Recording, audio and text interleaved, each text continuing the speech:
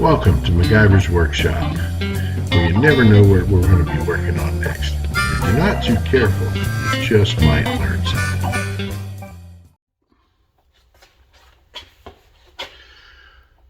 Well, hi there, and welcome back to another episode of MacGyver's Workshop, where you never know what we're going to be working on next. And if you're not too careful, you just might learn something. And today I'm using my phone, so my usual audio stuff is not going to be in play here, but there's a reason for that.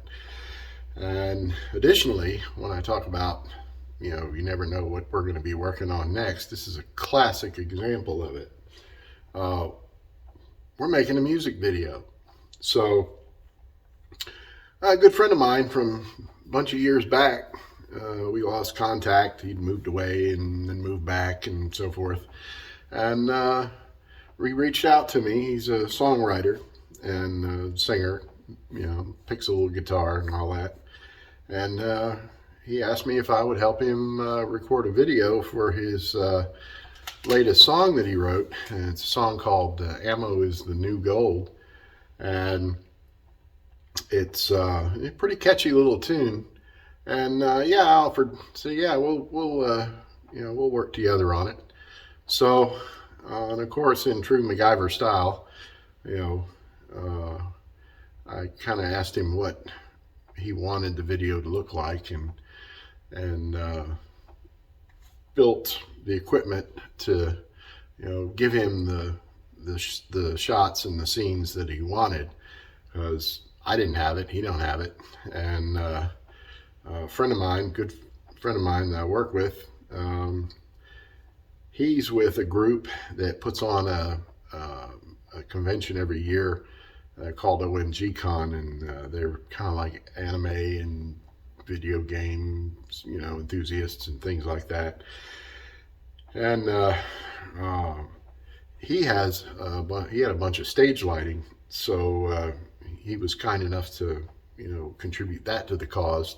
And I'm just going to give you a quick walk around and show you what we're up to and what we've managed to accomplish. And of course, at this point, we've already shot all the video, and I'm in the process of editing it down and producing it.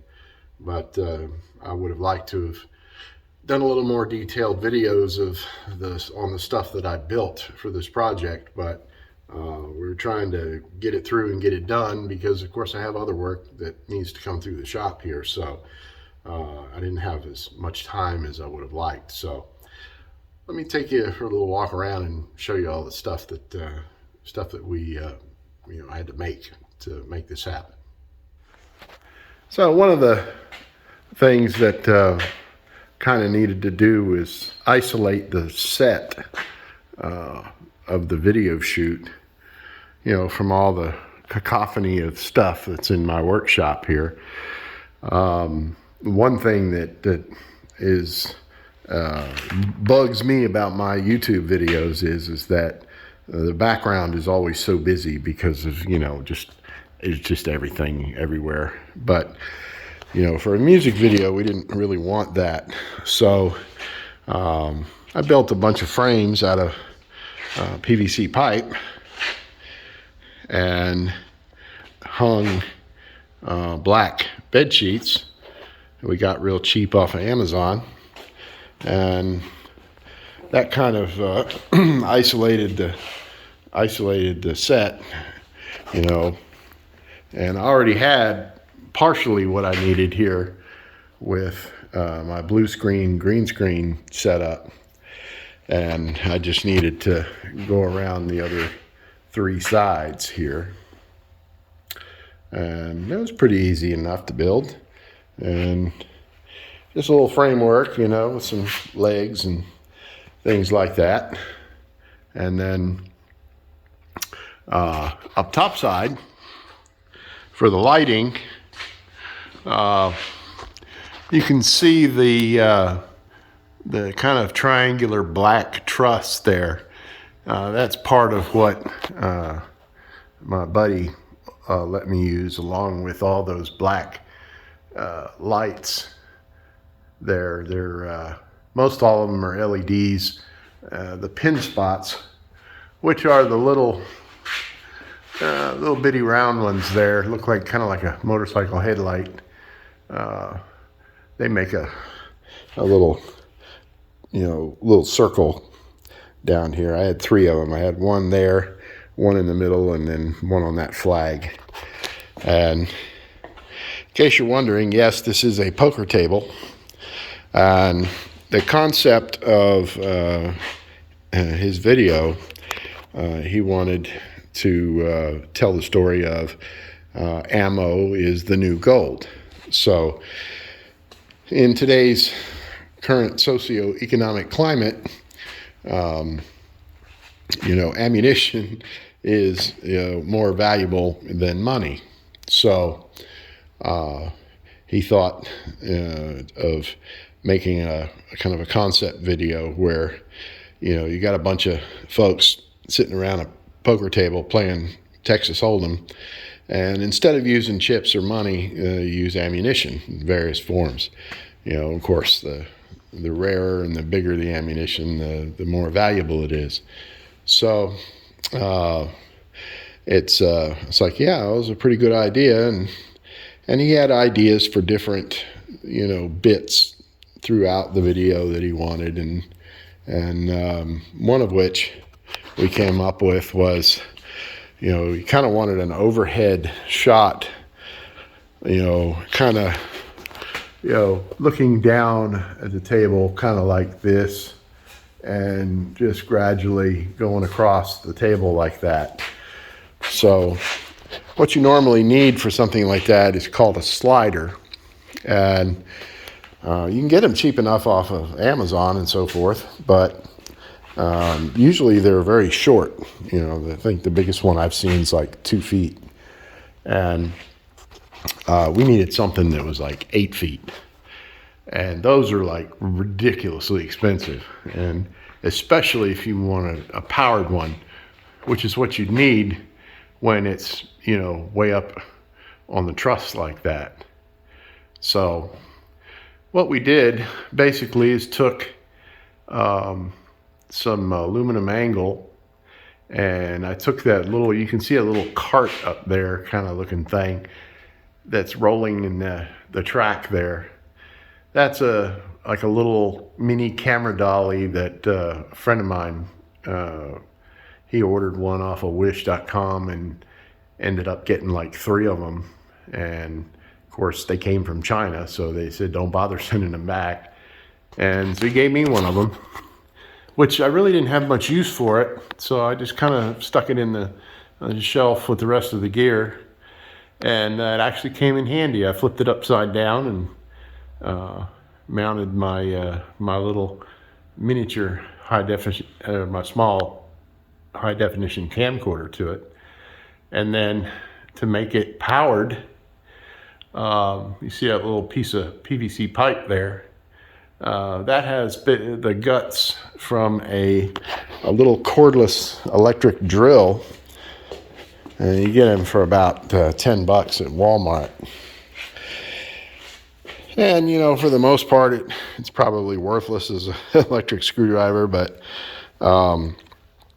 it's just got a little 18650 rechargeable battery, kind of like what you have in your vape, and the little motor and gearbox assembly is right here in the snout of it, and it was a convenient little package that slides nicely, into that little piece of PVC pipe there, and as you can see here, of course I used the housing and kept the electronics and the switch in there and just run the wire up to the motor, and you can see with some string and pulleys, clothesline pulleys and stuff like that, it was easy to make it work. Now it's obviously kind of noisy, but for what we're doing on a music video, you're not recording audio anyway. You just got a bunch of people acting, and if they are repeating any dialogue from the song, they're lip syncing it. So it didn't matter that it was noisy, but got the job done, and it was relatively quick and easy to build. So I was happy about that. And then I wanted to kind of do an oblique angle across the poker table. So I put some PVC pipe outriggers on that truss, to give me a wider stance that I could hang that slider from. And then these big box looking things you see here, those are just the softbox lights that are from my kit that I have that goes with this background screen and blue screen and green screen. And normally they would go on a tripod stand, but I have them hung from the truss up there, and I put those poster board kind of surrounded them like that to direct all the light straight down, so that there was no light on the back side of the sheets here, because as you can see, with there being plenty of light, you can actually sort of see through the sheets. And what this did was it made it brighter in here than it is out there, so you don't see through the sheets. And it worked out really well. And plus it concentrated all the light in here where I needed it. And I had in a blue hue, so I've got a little frame up there with the blue gel on the covering the softbox, and it just provided a nice soft hue to the lighting in here that kind of took the edge off of it and made it look pretty good. So, and let's see what else we got. Of course, we were able to aim those round wash lights, at each, seat position at the table. So everyone kind of had their own little highlight on them, and it gave them color. Now, ultimately in the video, at least in this first revision of it that I'm editing down, all of the scenes shot here at the table are actually going to be black and white. And then the shots of the artist playing his guitar and singing the song will be in color. So it makes for an interesting contrast. Otherwise, it just looks too busy. We need something to set the two sequences apart. So, and I'll throw little bitty clips in here and there, bits and pieces, so you can see what I'm talking about.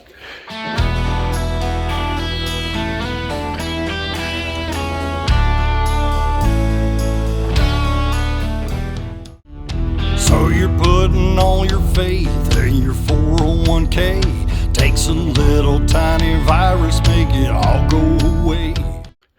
Let's see. That was pretty much the majority of that. And of course, all the lights now, the lighting equipment, I guess you could still have a manual, console to control all the lights, but everything now is all controlled by computer. So I just have a little free open source software on here that I can control, the lights with.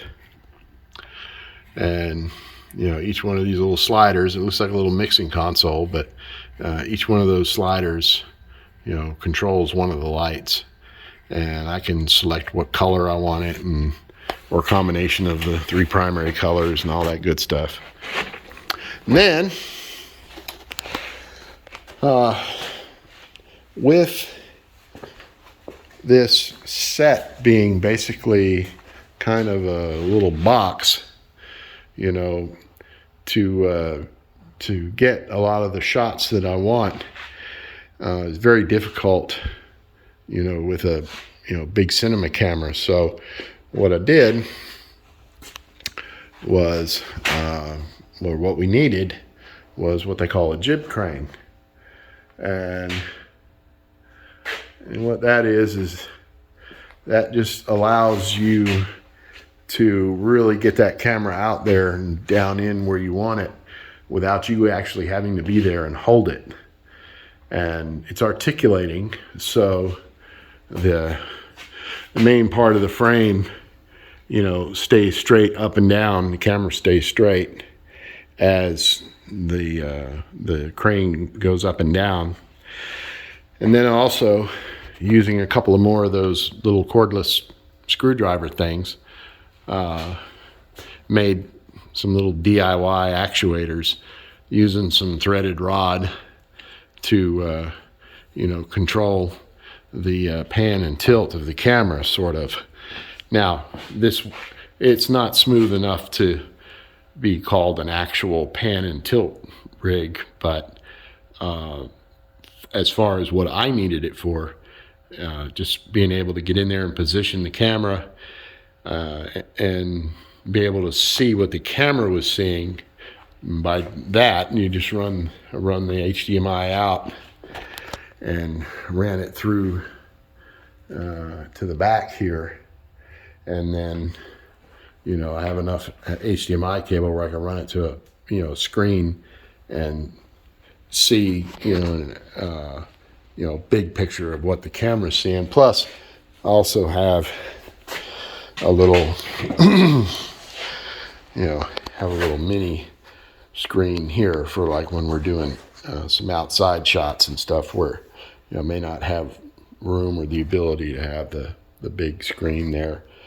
And this one's 1080, so it shows me actually what the camera is seeing, so I don't have to guess at anything. And then I just got a little little joystick, and then there's some relays and stuff inside this box here that control those two servo motors, and they will let the move the camera either up, down, left, or right, put it where I need it. And then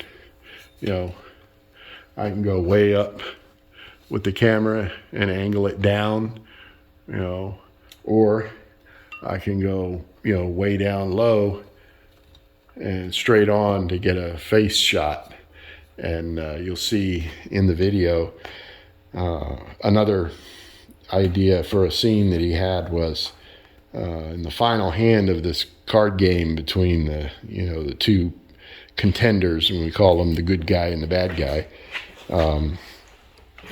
They do a little kind of spaghetti western thing at the gunfight, where you have the black bars top and bottom, and then you just see a real close-up on the person's eyes. And I'll put a little snippet of that in here for you as well.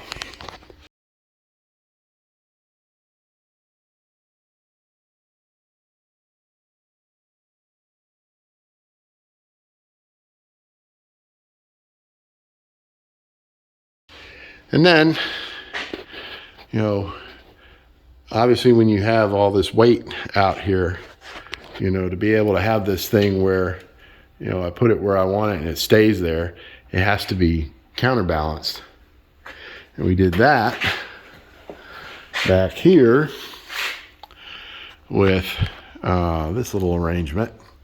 And I got this idea off of another fella who did a DIY jib crane on YouTube. And I thought it was pretty damn clever. And what he did is you can get just a dumbbell bar, with no weights or anything, from Walmart for like $9. And, of course, it's threaded on one end with this little captive nut thing. And then, of course, you got the cushion handle bit, okay? And then you'd have another section that's threaded on the other end. So you just cut that threaded end off, and it fits nice up inside this pipe. and you just I drilled and tapped the bolt to hold it in there. And this pipe, by the way, is top rail for a chain link fence, and it's real stiff and it's real strong, much better than conduit or PVC pipe, and it works really, really good. But it's still, that cinema camera is heavy, and all of that rigging and bracketry and servos and motors and stuff out there is when it's that far out, it's like 8 feet. It's a lot to counterbalance. So we've got 50 pounds of weight here on the end. That's a 25, 2 10s, and 2 2.5s. And so I did a little kind of guy wire thing that is right at the pivot point and helps add a little extra support so it doesn't bow. So there. And then what I did was I already had a overhead boom stand for microphones, and that's a really, really super heavy base, cast iron base there, and it has wheels on it. And that was really great for what we're doing, because that allows me to roll it around on the floor here in the shop and make it real easy to get this camera where I want it.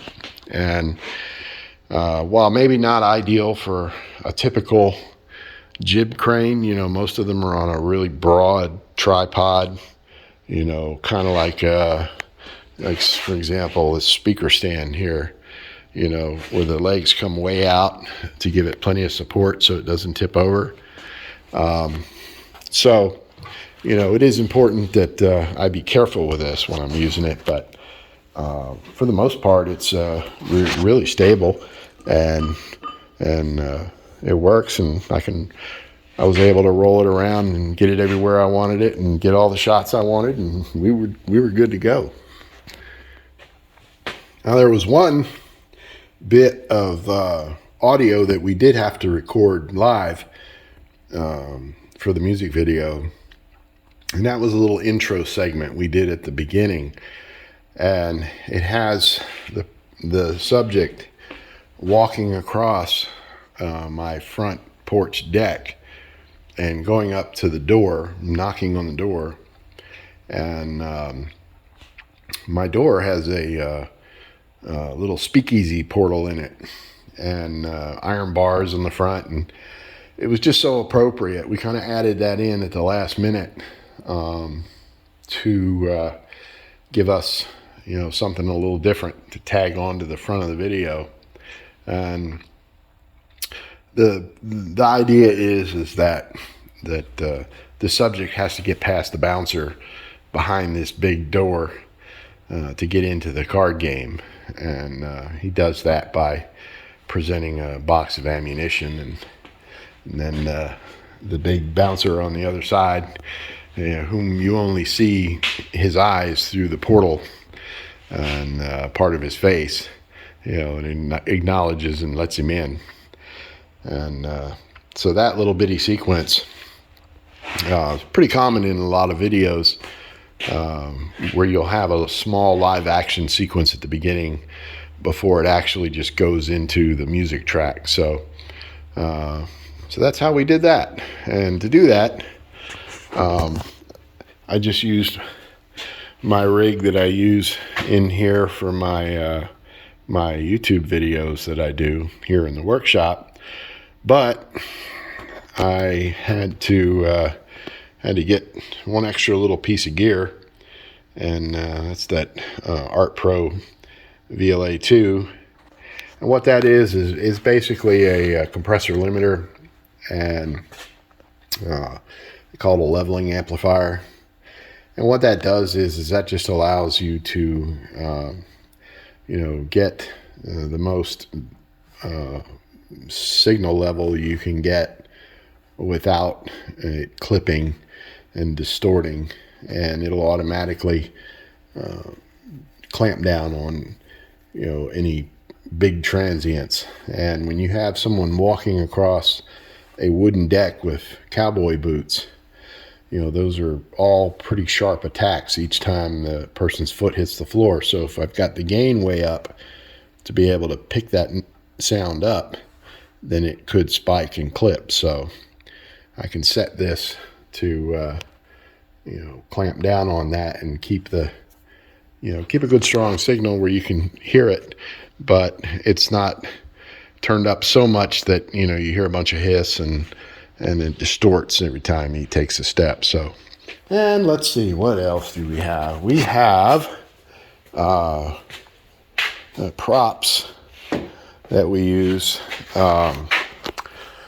He was concerned about any kind of branding, you know, because he didn't want any copyright issues or intellectual property issues to worry about when he shot the video. So now we didn't end up using this because the table was getting kind of crowded, but this is one, you know, in the chaos of a video, you know, you could easily mistake that for a Jack Daniel's bottle.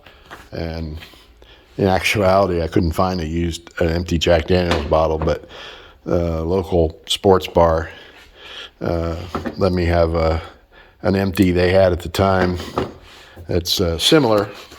And then you print up a fake label and put on there. And we do the same thing for the beer bottles. I think I've got some of those around here somewhere.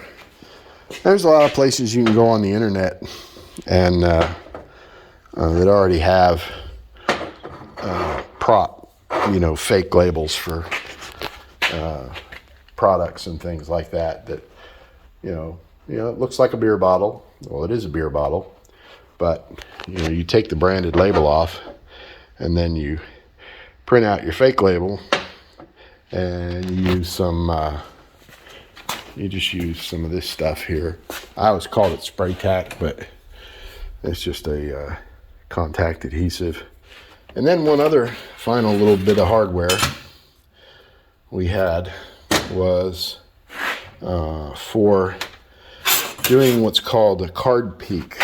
And what that is when, you know, they're playing poker and you get a look at the person's hidden cards, you know, or hole cards, and they're kind of doing this.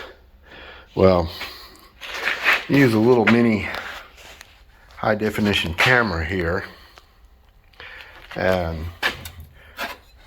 it's not like a, you know, it's not like a little webcam or a you know, miniature spy camera or anything. This is actually an HD camera with a good lens on it, and everything's adjustable on it. The iris, the focus, and the zoom.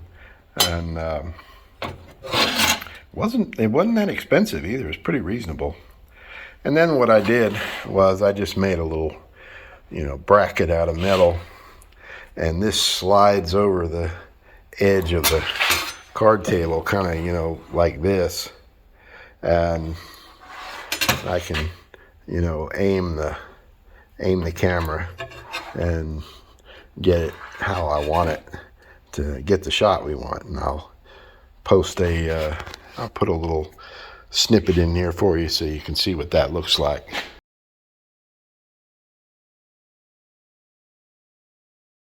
And that was, I think that's it. Of course, the ammo we used, that was real. And we had a bunch of, you know, 50 cal BMG and 12 gauge and 5.56, and I think there may have been some 223 in there. They didn't look about the same, but and got all that in there. And that was our, you know, that was their money. That's what they were playing the game with. So now I get to tear all this stuff down. Woohoo, that's gonna be lots of fun.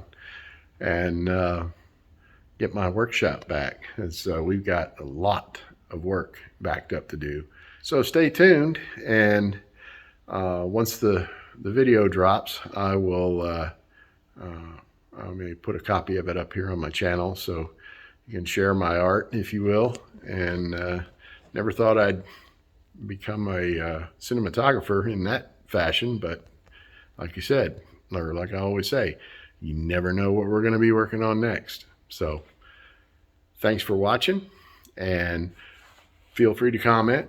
You can post in the comments below, or you can email me at MacGyversWorkshop@gmail.com. And we're also spinning up our little website, which is www.MacGyversWorkshop.net.